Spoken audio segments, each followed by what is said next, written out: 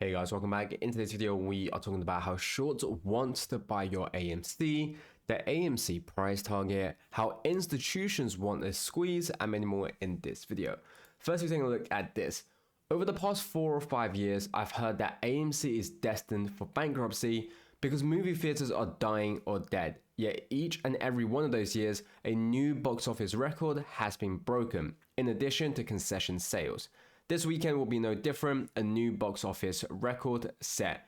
In the 90s, Apple was near bankruptcy with a period of declining market share and a lack of innovation. Many Wall Street analysts thought that the company was headed for a terminal slide. However, through Steve Jobs' innovative products like the iPod and the iPhone, which ushered in a cult following, it ultimately reversed this trend. So this is what we're looking at in terms of how the box office is doing. And just like we started at the start, in terms of what they said with how every year we have seen news, and this is something we've stated in the past as well.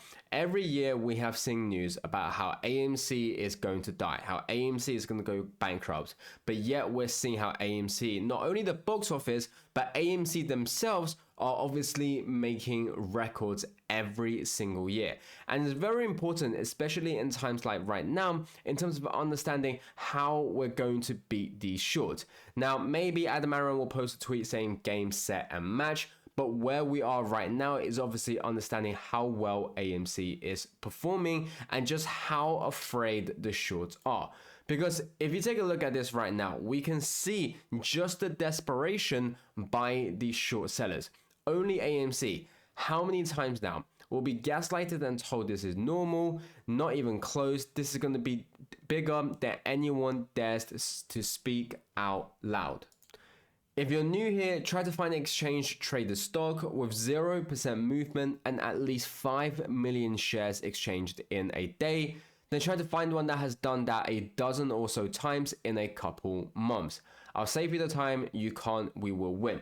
So if you take a look at what AMC is right now, it moved 0%. And you can even take a look at the chart here, AMC closed the day of 0%. Despite obviously having the fact that AMC was at one point at 334 at the high of today.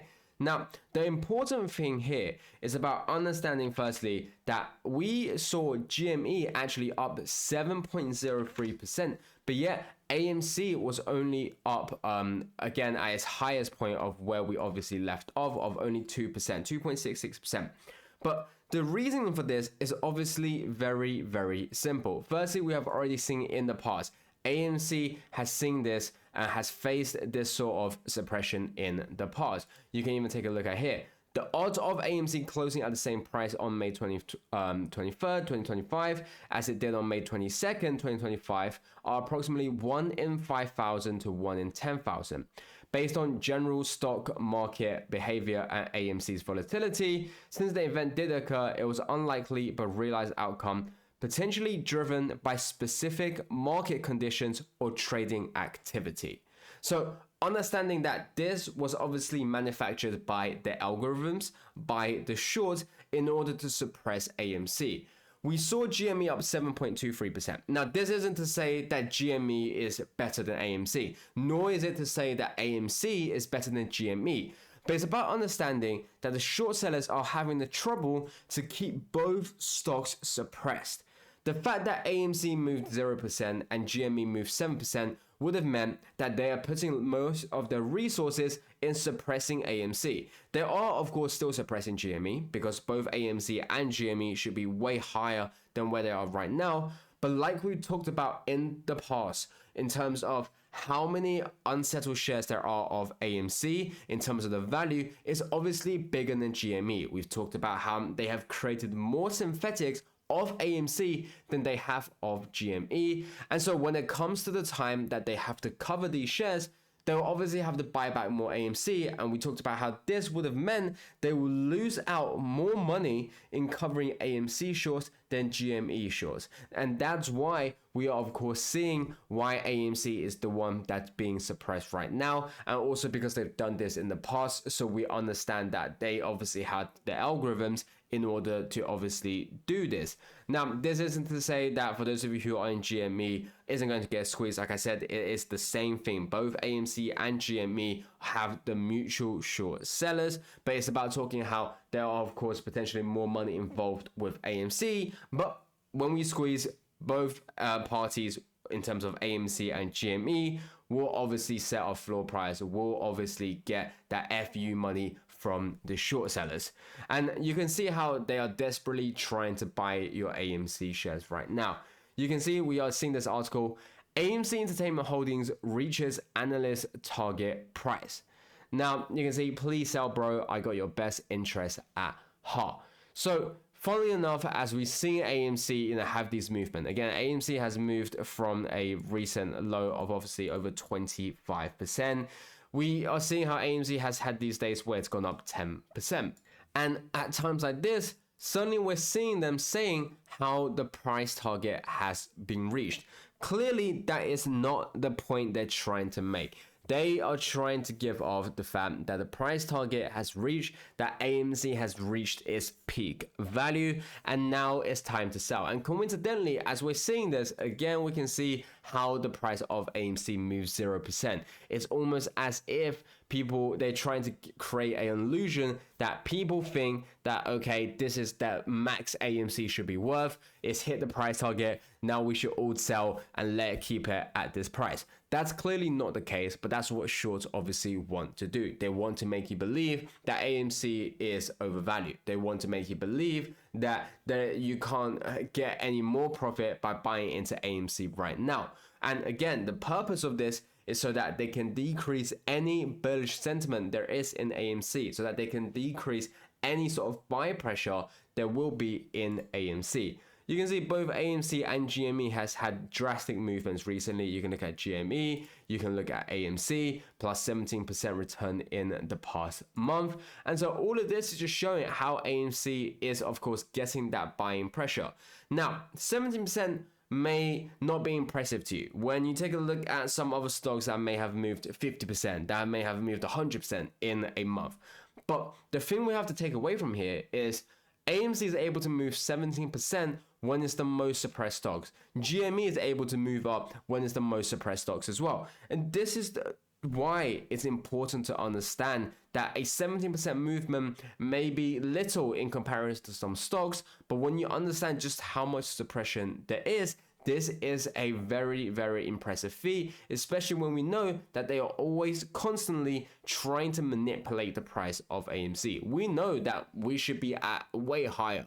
We know we should be at least $30, at least $50, right? And we're not talking even about the squeeze price, just fundamentals. But the fact we are here right now is obviously because of suppression. You also have to understand was that AMC traded at $22 and GME traded at $582 yesterday.